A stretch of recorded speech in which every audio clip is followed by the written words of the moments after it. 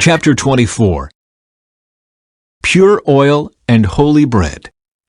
The Lord said to Moses, "Command the people of Israel to bring you pure oil of pressed olives for the light, to keep the lamps burning continually. This is the lampstand that stands in the tabernacle in front of the inner curtain that shields the ark of the covenant. Aaron must keep the lamps burning in the Lord's presence all night. This is a permanent law for you, and it must be observed from generation to generation. Aaron and the priests must tend the lamps on the pure gold lampstand continually in the Lord's presence. You must bake 12 loaves of bread from choice flour, using 4 quarts of flour for each loaf. Place the bread before the Lord on the pure gold table, and arrange the loaves in 2 rows, with 6 loaves in each row. Put some pure frankincense near each row to serve as a representative offering, a special gift presented to the Lord. Every Sabbath day this bread must be laid out before the Lord. The bread is to be received from the people of Israel as a requirement of the eternal covenant. The loaves of bread will belong to Aaron and his descendants, who must eat them in a sacred place, for they are most holy. It is the permanent right of the priests to claim this portion of the special gifts presented to the Lord. An example of just punishment. One day a man who had an Israelite mother and an Egyptian father came out of his tent and got into a fight with one of the Israelite men. During the fight, this son of an Israelite woman blasphemed the name of the Lord with a curse. So the man was brought to Moses for judgment.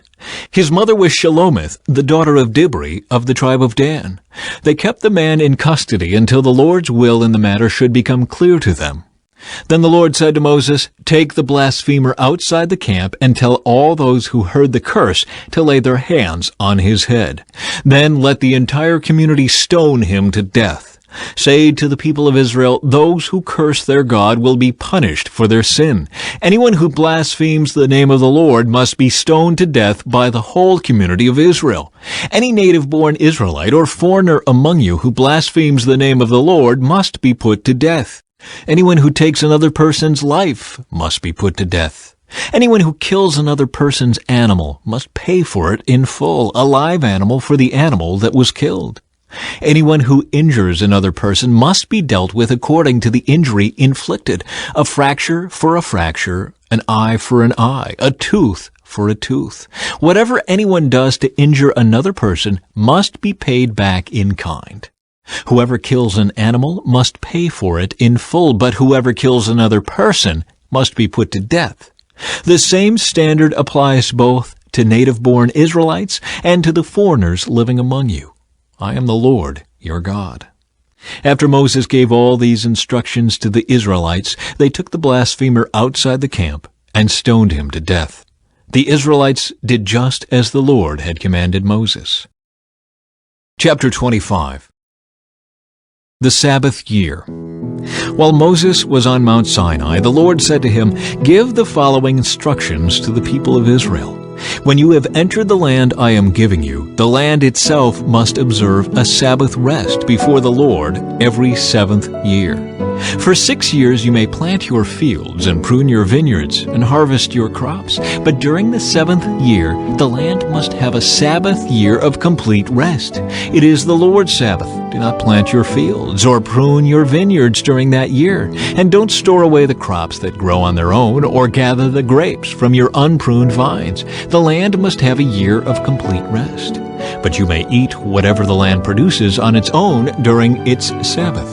This applies to you, your male and female servants, your hired workers, and the temporary residents who live with you. Your livestock and the wild animals in your land will also be allowed to eat what the land produces." The Year of Jubilee. In addition, you must count off 7 Sabbath years, 7 sets of 7 years, adding up to 49 years in all. Then, on the Day of Atonement, in the 50th year, blow the ram's horn loud and long throughout the land. Set this year apart as holy, a time to proclaim freedom throughout the land for all who live there. It will be a jubilee year for you, when each of you may return to the land that belonged to your ancestors and return to your own clan. This 50th year will be a jubilee for you. During that year, you must not plant your fields or store away any of the crops that grow on their own, and don't gather the grapes from your unpruned vines. It will be a jubilee year for you, and you must keep it holy. But you may eat whatever the land produces on its own. In the year of Jubilee, each of you may return to the land that belonged to your ancestors. When you make an agreement with your neighbor to buy or sell property, you must not take advantage of each other. When you buy land from your neighbor, the price you pay must be based on the number of years since the last Jubilee. The seller must set the price by taking into account the number of years remaining until the next year of Jubilee. The more years until the next Jubilee, the higher the price. The fewer years, the lower the price. After all, the person selling the land is actually selling you a certain number of harvests. Show your fear of God by not taking advantage of each other. I am the Lord your God. If you want to live securely in the land, follow my decrees and obey my regulations. Then the land will yield large crops, and you will eat your fill and live securely in it. But you might ask, what will we eat during the 7th year, since we are not allowed to plant or harvest crops that year? Be assured that I will send my blessing for you in the 6th year, so the land will produce a crop large enough for 3 years. When you plant your fields in the 8th year, you will still be eating from the large crop of the 6th year. In fact, you will still be eating from that large crop when the new crop is harvested in the 9th year. Redemption of property. The land must never be sold on a permanent basis, for the land belongs to me. You are only foreigners and tenant farmers working for me. With every purchase of land, you must grant the seller the right to buy it back. If one of your fellow Israelites falls into poverty and is forced to sell some family land, then a close relative should buy it back for him. If there is no close relative to buy the land, but the person who sold it gets enough money to buy it back, he then has the right to redeem it from the one who bought it. The price of the land will be discounted according to the number of years until the next year of Jubilee. In this way, the original owner can then return to the land. But if the original owner cannot afford to buy back the land, it will remain with the new owner until the next year of Jubilee. In the Jubilee year, the land must be returned to the original owners so they can return to their family land. Anyone who sells a house inside a walled town has the right to buy it back for a full year after its sale. During that year, the seller retains the right to buy it back.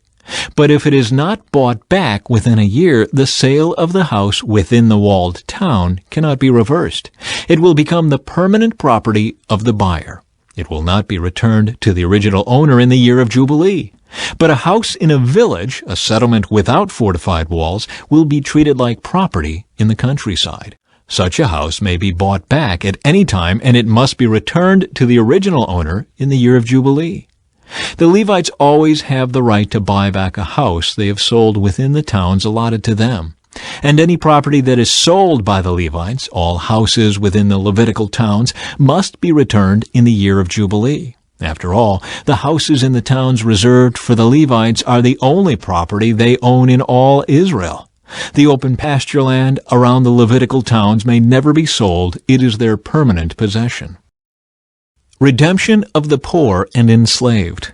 If one of your fellow Israelites falls into poverty and cannot support himself, support him as you would a foreigner or a temporary resident, and allow him to live with you. Do not charge interest or make a profit at his expense. Instead, show your fear of God by letting him live with you as your relative. Remember, do not charge interest on money you lend him, or make a profit on food you sell him.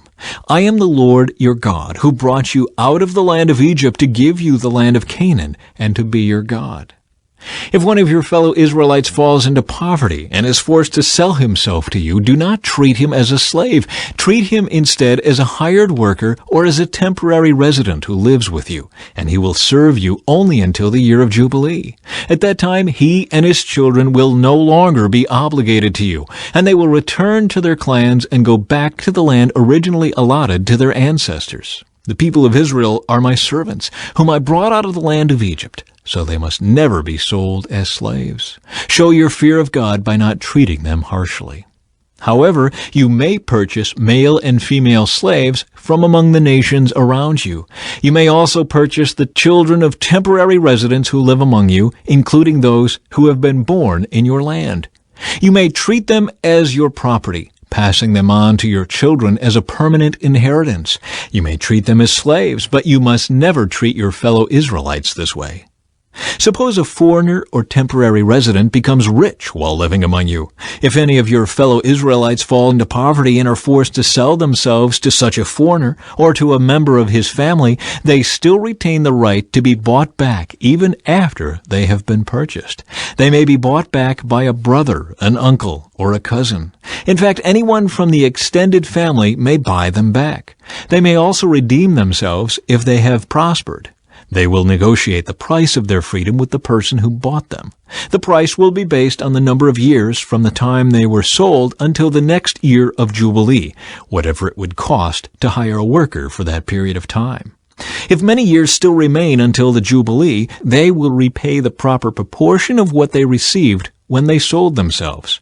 If only a few years remain until the year of Jubilee, they will repay a small amount for their redemption. The foreigner must treat them as workers hired on a yearly basis. You must not allow a foreigner to treat any of your fellow Israelites harshly.